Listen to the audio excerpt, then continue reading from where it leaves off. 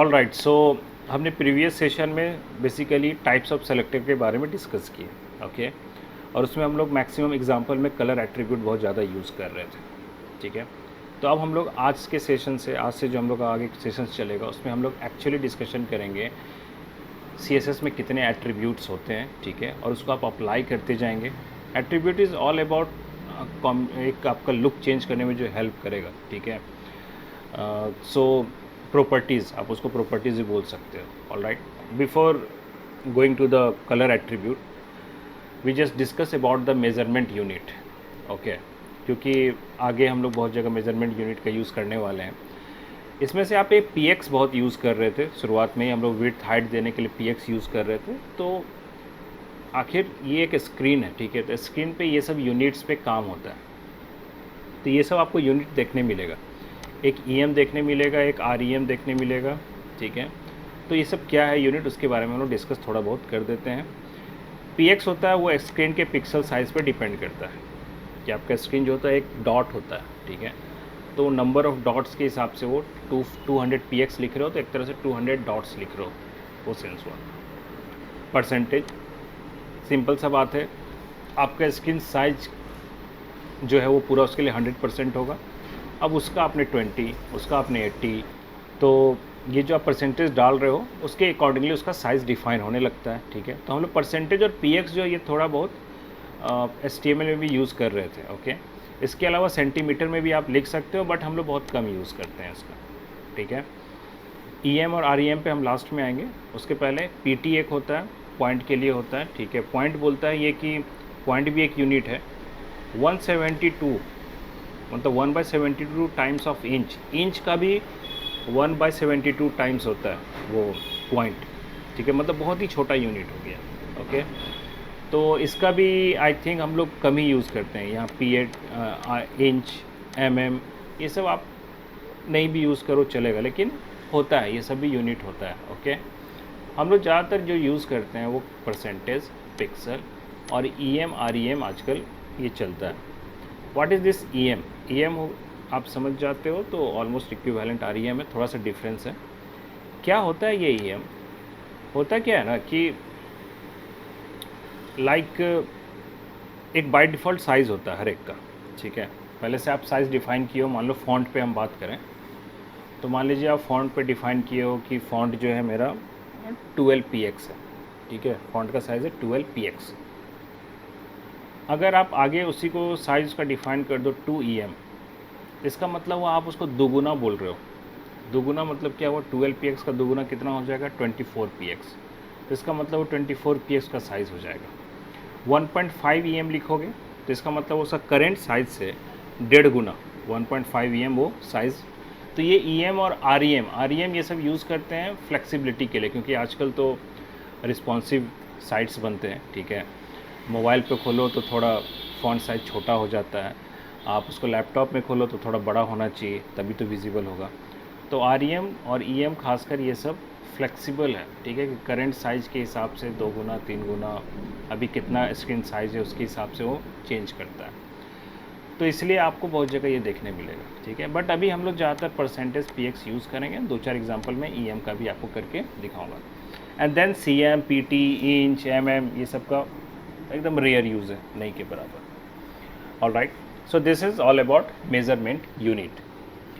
Now come to the our first CSS attribute which is colour, okay. तो colour जो आप लिखते हो, सिर्फ कलर एट्रीब्यूट अगर लिखते हो तो वो एक्चुअली चेंज करता है टेक्स्ट का कलर। कहीं भी हम लोग कलर एट्रीब्यूट जो प्रीवियस सेशन में यूज़ किए तो आप उसके अंदर जो टेक्स्ट लिखते हो उसका कलर चेंज होता है। बट कलर के ये जो कॉम्बिनेशन होते हैं, ठीक है, आप यहाँ देखो अगर हमने कोई कलर यूज़ भी किया है तो कलर में ये नेमिंग आ रहा है, ठीक है, चार्ट रीयूज़ करके कुछ नाम है, ओके। फिर यहाँ पर किम्सन करके नाम है। यहाँ पर आप नोटिस कीजिए कलर में नाम नहीं है, इसकी जगह ये RGB लिखा हुआ और ये कुछ वैल्यू डाला हुआ है। तो यही हम आपसे डिस्कस करेंगे कि ये चीज़ क्या है, what is this value, okay. तो लेट्स स्टार्ट। ये कुछ कलर कॉम्बिनेशंस हैं, मतलब वैल्यूज़ है, लिखने का तरीका है। अगर डायरेक्ट आप कलर का नाम लिखते हो तो उसको हम लोग बोलते हैं कीवर्ड। जैसे कि कलर में यहाँ पर टील करके लिखे तो वो कलर आ जाएगा, ठीक है। रेड लिखेंगे रेड कलर हो जाएगा, ठीक है। तो these are the few naming. But name क्या होता है कि अब इतना कलर का छोटा छोटा माइनर वैल्यू चेंज करोगे ना तो कलर का थोड़ा लाइट वैल्यू होने लगेगा, ठीक है। तो थोड़ा थोड़ा चेंज करोगे तो हर कलर का नाम थोड़ा पॉसिबल नहीं होता है, बट जो मोस्ट कॉमन पॉपुलर है वो सबका नेमिंग आपको दिख जाएगा। लेकिन उसमें भी थोड़ा सा स्लाइटली चेंज करना हो तो उसका कोई नया नाम देना मुश्किल हो जाता है, तो हर एक का कीवर्ड नहीं हो सकता है। उसमें फिर आपको हेल्प करेगा hexa code, short hexa code, RGB absolute, ठीक है। क्या है ये सब, तो ये हम लोग अभी समझते हैं। सबसे पहला हेक्सा कोड के बारे में। हेक्सा कोड मतलब होता है अगर आप कंप्यूटर साइंस बैकग्राउंड से हैं मान लीजिए, ठीक है, तो उसमें एक बात हम लोग पढ़ते हैं एक चीज़ कि डेसिमल होता है जो कि 0 से 9 होता है, विच इज़ अ 10 डिजिट, ठीक है। उसी में एक होता है हेक्सा।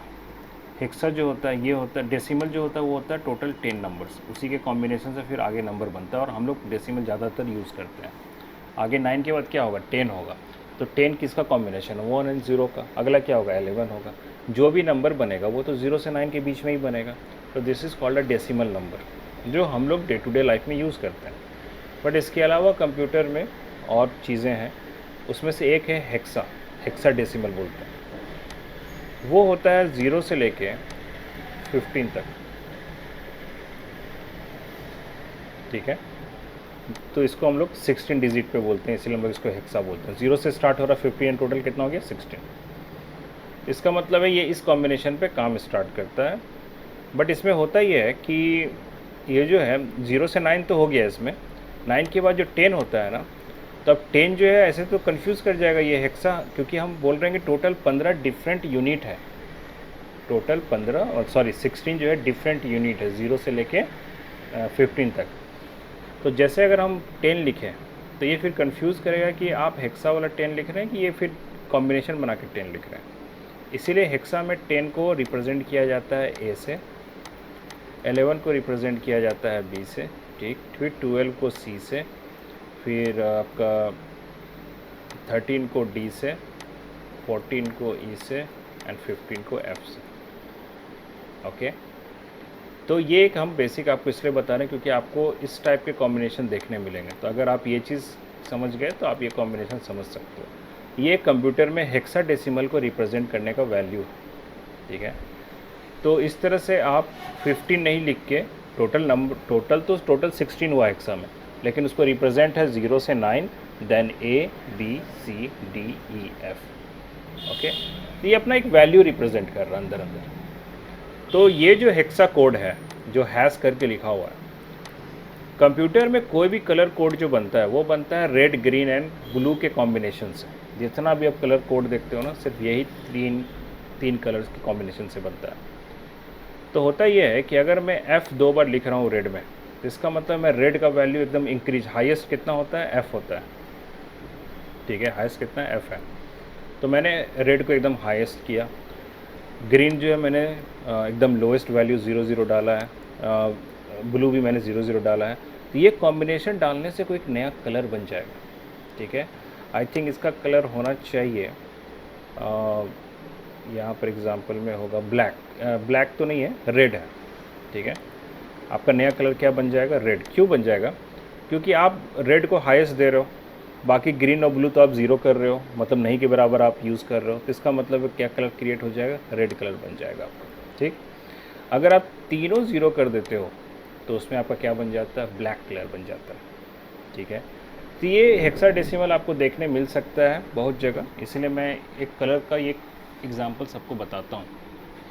इसी को आप शॉर्ट में भी लिखते हो, इसी को जो इतना 2 का डिजिट पे डिस्कस किया हुआ है, उसी को सिंगल डिजिट पे भी डिस्कस करते हैं हम, ठीक है। 6A7 लिखा हुआ है, इसका मतलब है रेड को हमने 6 दिया वैल्यू, ग्रीन को मैंने A दिया और ब्लू को मैंने 7 दिया, तो कुछ नया कलर बन जाएगा इससे, ओके। इसी को आप RGB, वही जो मैं बोल रहा था, रेड ग्रीन ब्लू, इसीलिए आपको यहाँ पर RGB लिखा हुआ दिख रहा है, ये वही है रेड ग्रीन ब्लू। इसमें क्या है कि R का वैल्यू आप कितना डाल रहे हो, ग्रीन का कितना डाल रहे हो और ब्लू का कितना डाल रहे हो। तो ये कितना वैल्यू, ये वैल्यू कुछ भी नहीं, 1500 ऐसे नहीं डाल सकते हैं, ठीक है। वैल्यू जो होता है वो होता है 0 से 255 के बीच, ओके। अब इसी का कलर आप देखो, मैंने रेड 0 डाला, ग्रीन भी 0 डाला और ब्लू मैंने 255, इसका मतलब ब्लू कलर बन जाएगा। ठीक है, इसी में थोड़ा सा ग्रीन का वैल्यू थोड़ा बढ़ा दिए, रेड 0 ही रहने दिए, तो कुछ नया कलर क्रिएट होने लगेगा। उसी को यहाँ पर परसेंटेज में रिप्रेजेंट किया हुआ, जो यहाँ पर 255 जो रिप्रेजेंट कर रहे हैं उसी को ये परसेंटेज में भी आप कर सकते हो RGB को। ठीक है, तो ये कॉम्बिनेशन पे ही खासकर आपका कलर क्रिएट होता है। ठीक है, और जब आप VS कोड यूज़ करते हो उसमें ऑटोमेटिक कलर कॉम्बिनेशन आता है। ऑलराइट, जब मैं ये चूज़ यहाँ पर कलर पे जा रहा हूँ तो ऊपर में RGB लिखा हुआ आ रहा है। ठीक है, अगर कोई कलर का नाम होगा, जो भी आप कलर चूज़ किए हैं उसका अगर नाम पहले से कीवर्ड डिफाइन है तब नाम दिखेगा, बट आप इतना माइनर चेंज करोगे, यहाँ पर मैं यहाँ चूज़ करूँगा तो अभी कलर कॉम्बिनेशन एक नया आ गया 132 22638। अब इसका कोई नाम है नहीं तो उस RGB फॉर्मेट में वो दिख जाएगा आपको। ठीक है, और कहीं कहीं आपको हेक्सा में भी दिखेगा। ठीक है, तो इस तरह से ये कलर कॉम्बिनेशन काम करता है। शॉर्ट हेक्सा के बारे में वही है कि छोटा वैल्यूज़ उसी को छोटे वैल्यूज़ में काम कर सकते हो आप। ठीक है, जब दोनों वैल्यूज सेम नहीं हो, ठीक है, जब दोनों वैल्यूज सेम हो तभी शॉर्ट हेक्सा काम करेगा, क्योंकि दोनों अगर FF है तो आप 2 बार F की जगह एक ही F लिखो, दोनों 0 है तो एक ही 0 लिखो, दोनों 0 है तो एक ही 0, दोनों A है तो एक ही A लिखो, तब ये शॉर्ट हेक्सा काम करेगा, बट इसका आपको ज़्यादा यूज़ नहीं मिलेगा। ठीक है, तो सारा फुल घुमा फिरा के जो कलर है ना वो red green and blue combination पे होता है, और इसी को RGB बोलते हैं हम लोग। जो हमने अभी कलर कॉम्बिनेशन का बात किया, मैं उसके लिए आपको यहाँ पर कुछ कलर चॉइस दिखाता हूँ। जैसे ये एक पॉपुलर साइट है, ये हम लोग यूज़ करते हैं खासकर जो कलर है। ठीक है, वो कलर को थोड़ा अच्छे से बड़ा बड़ा दिखे तो पता चलता है कैसा दिखेगा अगर हम अपने साइट पे यूज़ करेंगे तो। ठीक है, तो ये साइट जो है आप इसका स्क्रीनशॉट रख सकते हो। तो ये कलर का कीवर्ड है, ये हेक्सा में है कि हेक्सा में उसका वैल्यू क्या होगा, और आप समझ गए बात को तो आप क्लियरली समझिए कि FF क्या है, B6 क्या है, C1 क्या है। ठीक है, तो फर्स्ट होगा रेड के लिए, सेकंड होगा ग्रीन के लिए, थर्ड होगा ब्लू के लिए।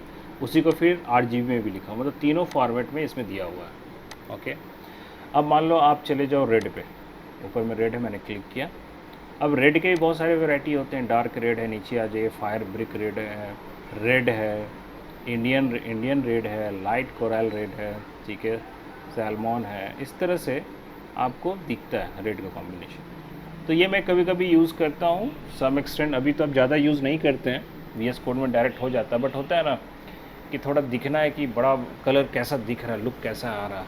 ठीक है, कौन सा अच्छा लगेगा देखने में, तो इसमें थोड़ा अच्छे से बड़ा दिख रहा है कलर कॉम्बिनेशन, है ना, बड़ा अच्छा से ही बनाया हुआ साइट। ये साइट से बनाया हुआ यही कलर आपको चेक करना है, देखना है उसका वैल्यू क्या, चूज़ कीजिए। ठीक है, ये कलर है, इसमें देखिए टोमेटो कलर अलग है, orange green red coral combinations आपको मिल जाएगा। ओके, ये कुछ लिमिटेड है, बट और डीप में आपको जाना, ठीक है, तो आप गूगल का कलर आप यूज़ कर सकते हो। गूगल कलर आप देखोगे अगर तो सामने आपको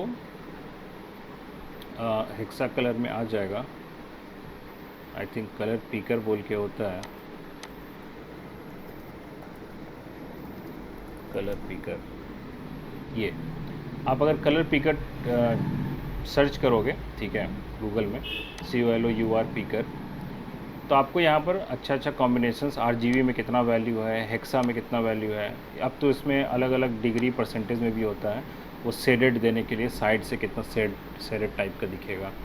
अब यहाँ स्केलिंग आप चेंज कर सकते हो, इस तरह से आप स्केलिंग चेंज करो तो नया कलर कॉम्बिनेशन बन रहा है।